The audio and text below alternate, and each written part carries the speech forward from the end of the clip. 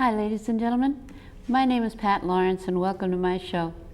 Today, we are going to talk about the aging brain in a healthy body.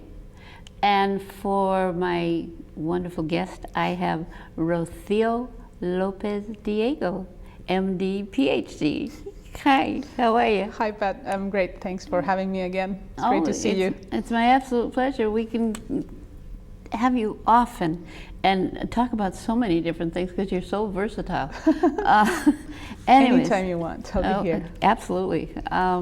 Anyways, we do know that we're living longer. Yes, we are living longer. In general, we are living longer. In general, we're living longer. Definitely. And in general, they are researching all different things for diabetes to make people live longer, for hypertension, for all sorts of physical things to live longer. But what we've left out, and is the most important part of the whole picture, is our brain. Exactly. Well, I'm a neurologist, so I'm biased. I do think the brain is the most important part of the whole picture. Well, I do too, you know, and I've thought that way. It was kind of forced upon me, but I started really thinking about that about 22 years ago, that the brain tells the body what to do, number one. The brain is the source of emotion, and not the heart. Not this lovely heart that we have that's all red and beautiful, and that's just a pump. It is a pump. It's a muscle that just sends blood to the brain so that we can get to do everything that we are and that we want to do. Yeah. If we could just make the brain cute. The brain is really cute. Well, if we could make it cuter. But I don't think Hallmark would go along with that. Yeah. So anyways, we're going to be talking about the aging brain, whereas we have a healthy body.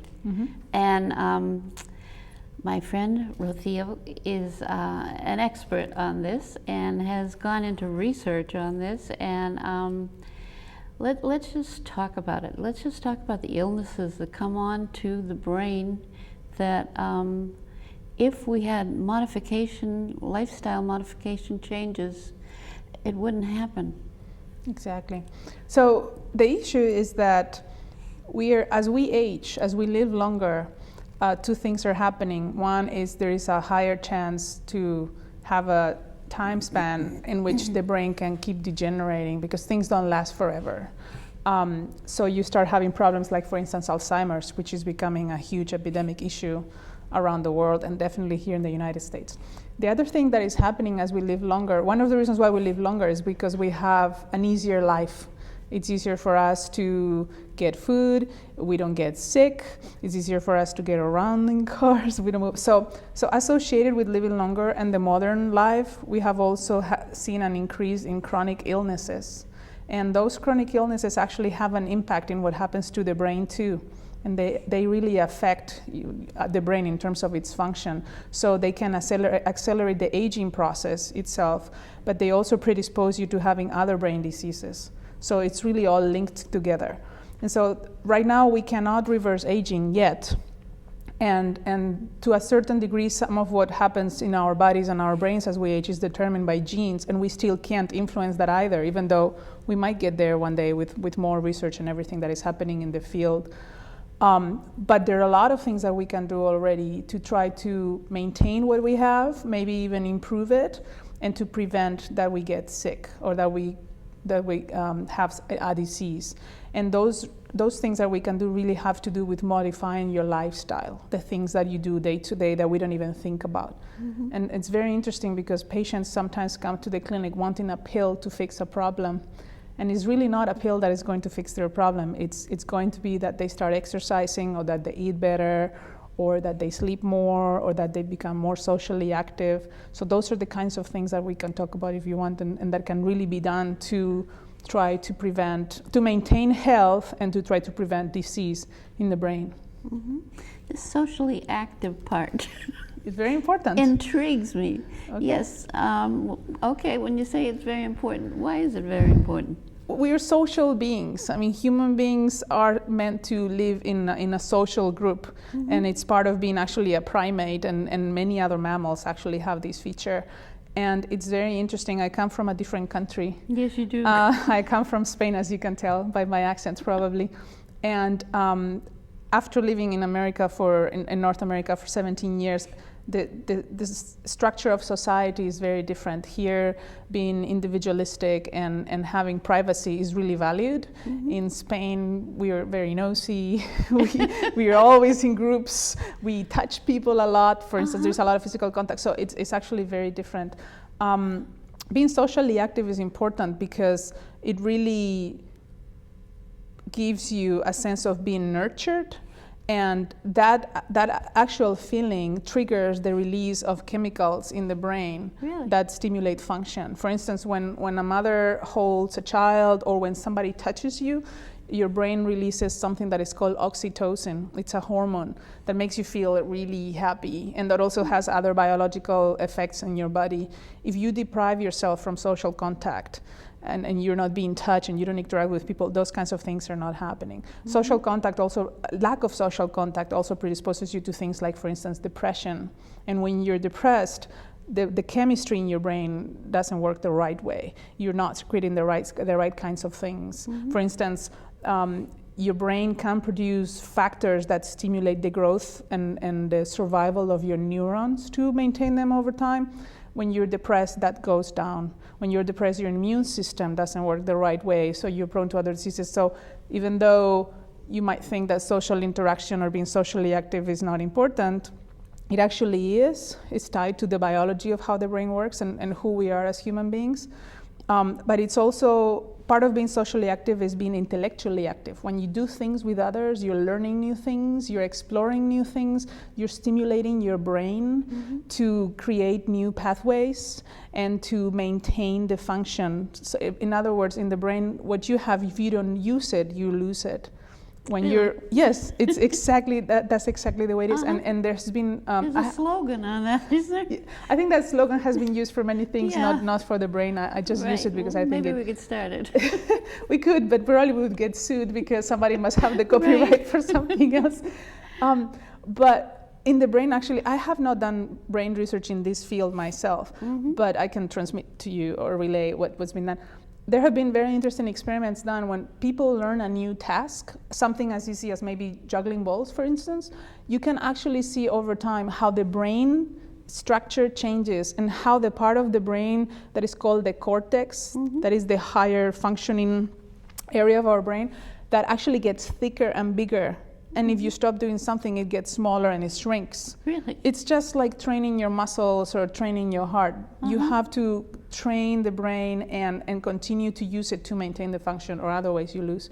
So everything ties together, and social interaction brings in all those things. And it's beneficial for many different reasons. I could go on forever, but I won't. Well, that's all right. You can go on forever. You can go on for half an hour anyways. Now, this brain that we have on the top of our body is about 3.5 pounds. It's about 1.5 kilos, I think, in its metric system. So it's about 3 pounds. Yeah. 3 pounds. Yeah. And it's kind of squishy, you know. It is kind of like jelly. Yeah. I held one once. Really? Isn't but that it was amazing? Dead. You know? Well, yeah, otherwise you wouldn't be able to hold it. That's probably. right. And I could see from this dead brain that it was very unusual. It had all of these like little inlets and things like that in it. And when she opened it, you could see all the yellow inside, which was probably the hardening of the arteries or something that caused this poor brain to die, or the body to die that made the brain die. But I never did know what that yellow part was. But I'm not sure what you saw, right. But chances are, you know, if you to the untrained eye, and I don't say this in a bad way, I mean just to the untrained eye, you probably are going to notice 3 things. One is, as you say, that there are a lot of holes and crevices. It's just all very, very kind of irregular in the surface. And if you cut it, you see a grayish ribbon, and then everything else is just a yellow, whitish mass, more or less, so to speak. So the gray ribbon is the neurons, the cells that actually make your body your brain work and that are doing all the functions. The white yellowish part, that you see macroscopically, those are actually the connections. The neurons send out connections to each other. They're called the axons and the dendrites. I don't want to get too technical. So the connections from one neuron to another and all the pathways that are formed are actually called white matter, as opposed to the bodies of the neurons that are called gray matter, and that's the ribbon on the outside. So probably the white part that you saw is the white matter, which is very, very obvious. Now the brain, have they researched it completely so that they know how it works? No, we don't. No. One of the reasons why I became a neurologist, and I think many of us who go in the field become neurologists, is because we're completely intrigued by what the brain, how the brain works, and how that determines who we are in every way, really. No offense to cardiologists and other people who think their organ is the king organ. So there's been a lot of research, and we understand more and more how the brain works, but still there is a long way to go. We're just really starting. Really, the end of the 20th century and the beginning of this 21st century has become a new age for the brain, or the brain age, when a lot of research is happening and a lot of different disciplines are starting to collaborate together to bring us to a better understanding. But I have to be honest and say that we are still a long way to go. So it's great because there's a lot of work to be done and to learn. There's a lot of work to be done. Yeah. And you're right in that position to be able to do it. Well, I don't know if I'll get there because it takes a long time to do this, but I'm sure I'll get to see many interesting discoveries. Oh, I'm sure you will. Within That's my so life. exciting. It really is. It is. Now let's go into the illnesses of the brain as the brain ages, and we're keeping the body fairly healthy by whatever, medication or different foods or whatever, but yet our poor little 3-pound organ up here is still aging. And because it's still aging, it's subject to Alzheimer's, Parkinson's, dementia, all those things. Can you name any others? Stroke?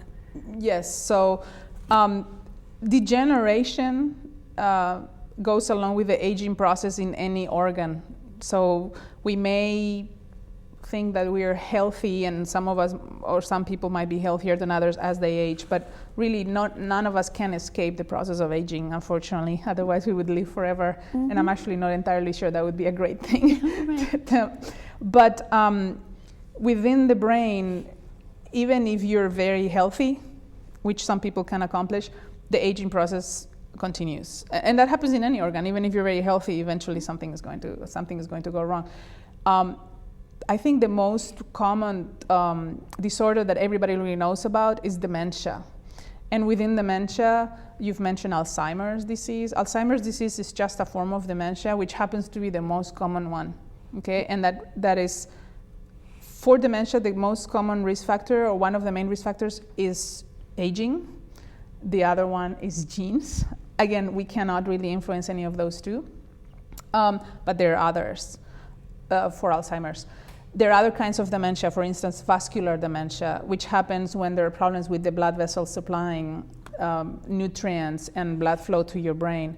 And normally that process is tied to what's happening in the blood vessels and your heart, in the blood vessels in the respiratory area and your heart.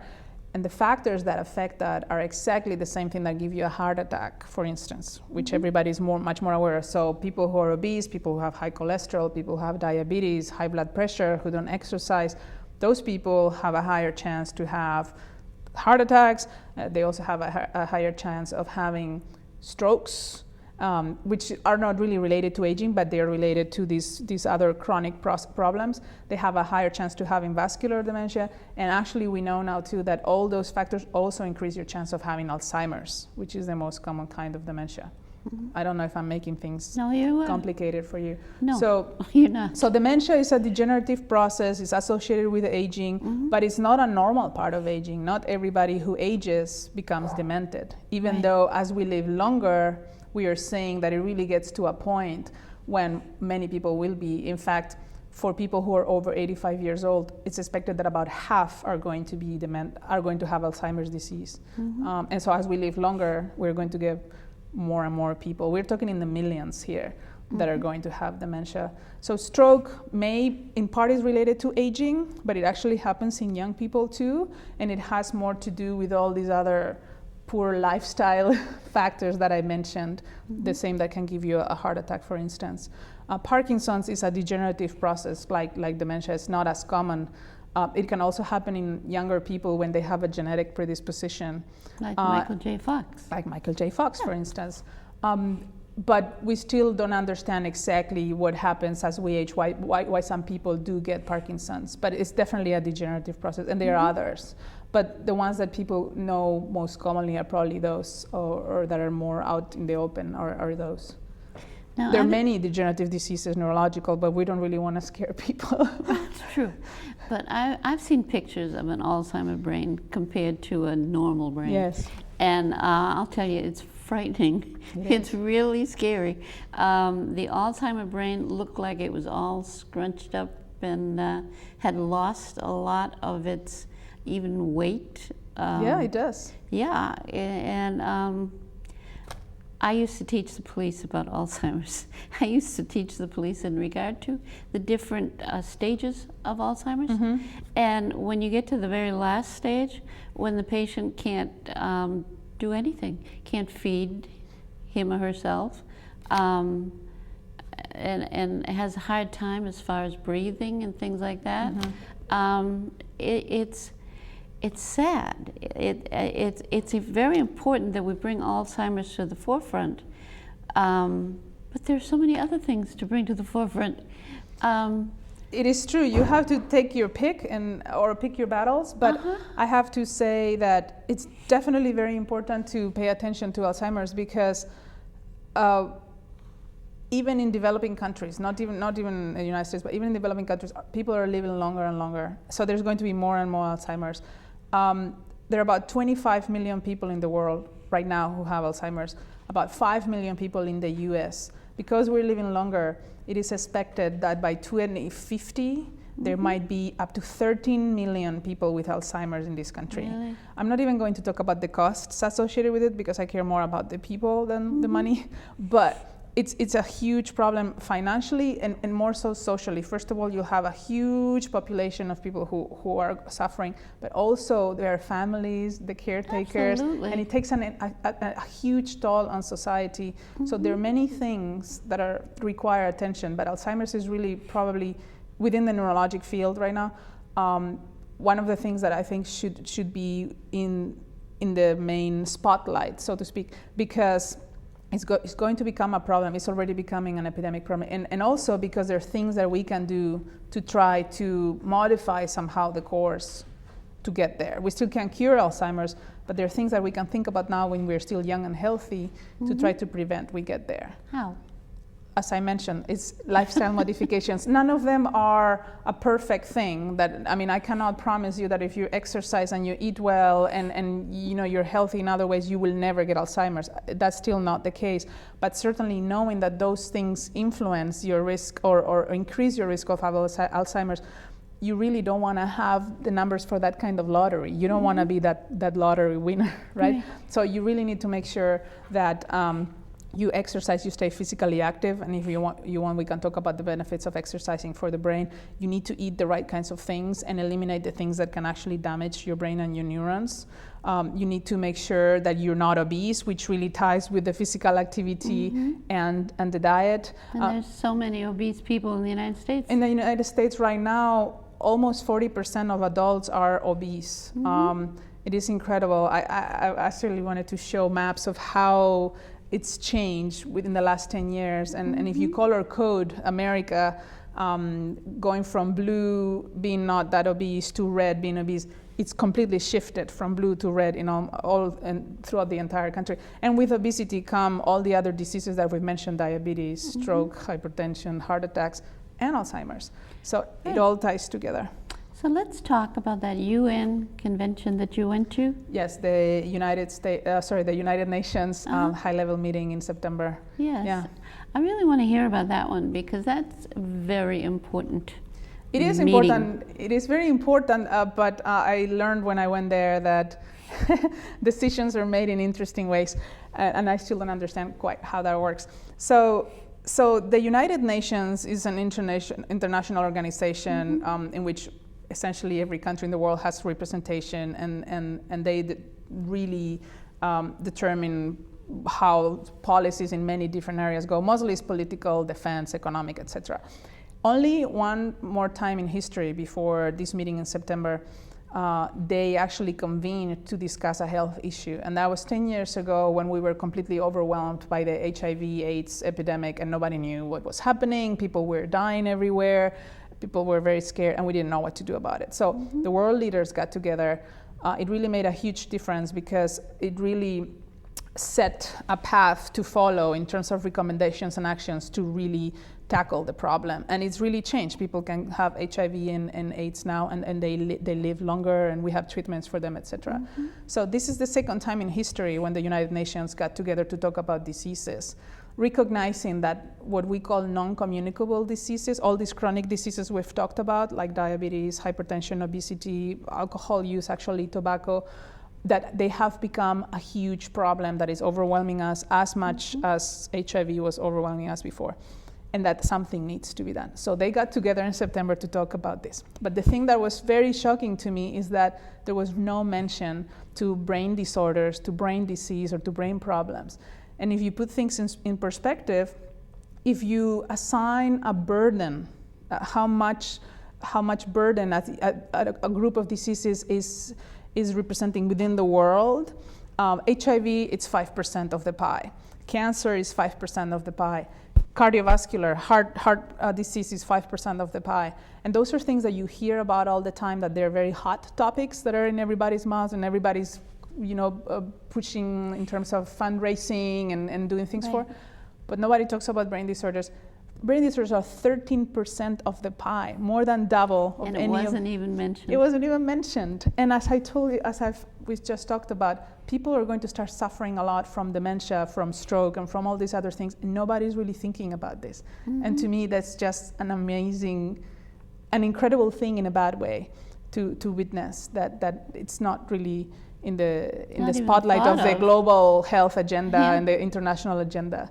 So maybe here within our own communities, we need to start thinking about it and doing something about it, so that the people who are in charge of changing the course of history and changing international laws actually know that this is important to us and why it is important to us. Wouldn't it be great to have this wonderful fundraiser, with all kinds of movie stars and everything like that, in honor of the brain? That would be great, but normally what happens is that it is really cool for a while and then people forget. I think if each of us really starts paying attention to how important it is to take care of your brain and to live accordingly and practice what you preach, and it becomes something that is ingrained in our cells, in our society, then we won't need to have fundraisers that sound really cool and hot for like a week, and then something else becomes more fashionable. Right. Yeah. Do we have such a thing as a brain institute?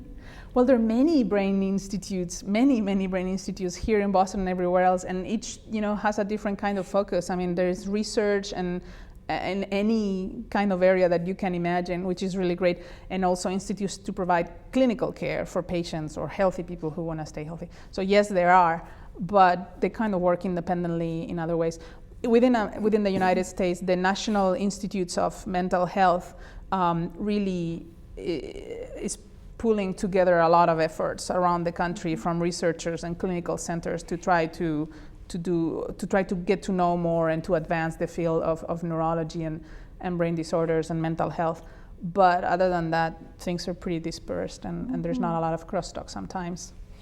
Do you think it'll all come together at some point in time? I hope so. It is hard to get people to talk and work together because each institute and each person has their own agenda.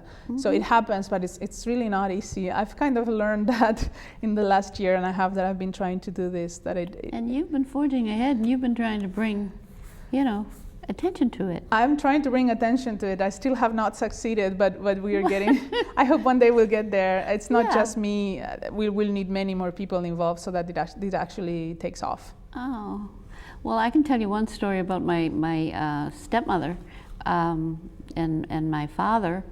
My stepmother had Alzheimer's. My father did not. And she was in one part of the nursing home and he was in the other. But he wanted to see her every day. So he would pick the lock of the Alzheimer's unit.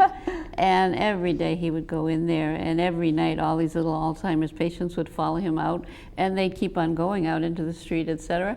That's good. They were going for the social interaction to stimulate their brains. I'm all up for it. Yeah. So they called me from the nursing home. They said, you have to do something about your father. So I talked to him. I went down there and talked to him. Didn't make a difference. He was still going to see her every day. And but she was more towards the violent part of Alzheimer's. And she went. He went into her room. The light bulb was gone. So he decided he'd fix the light bulb. So we got up on the chair and he's screwing in the light bulb.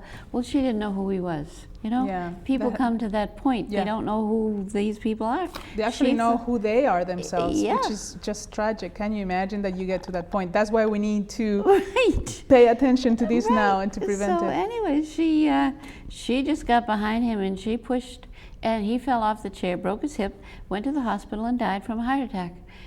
And unfortunately, that was a very sad way to go. But it wasn't her fault. No, she didn't do it. I mean, she did it, but she didn't mean to do it. No, I mean, they don't know what they're doing. They don't know what they're doing. And when we have, how many million did you say that we have? In the U.S., slightly over 5 million right now. That's a lot of people. And their brains are shrinking, and they're really sick. And when we could find we do have treatment, but it doesn't last that long. There's no treatment for Alzheimer's disease. Yeah, eventually they will die. There's no treatment. Yeah. But is dementia better? Dementia, it's the common term. Alzheimer's disease is one form of dementia. It happens to be the most common type of dementia. So it's not better. In some ways, it's the same. It's the same. Yeah. And people with dementia, do they have the same problems eventually? Do they die from, are they violent, etc.? Yes, I mean, the manifestations, the way in which it shows to people, they're normally the same. I mean, there are some really specific types of dementia that are rare, that have their own way of showing signs. But in general, yes, they do. They go through the same phases and they have the same behaviors. We have about 1 minute left. Okay.